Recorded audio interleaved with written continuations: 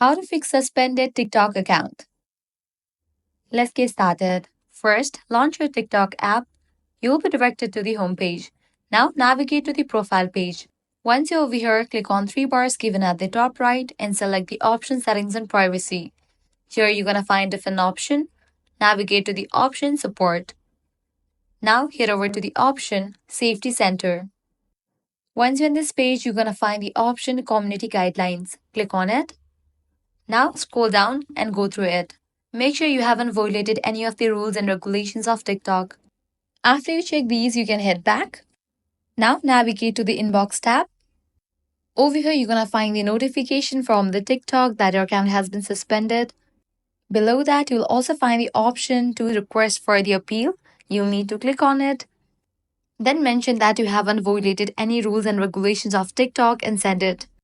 With that, TikTok support team will consider a request and you'll get access to your TikTok account. So this way you can fix suspended TikTok account. If this guide helped you out, don't forget to like, share and subscribe to our channel. Thanks for watching.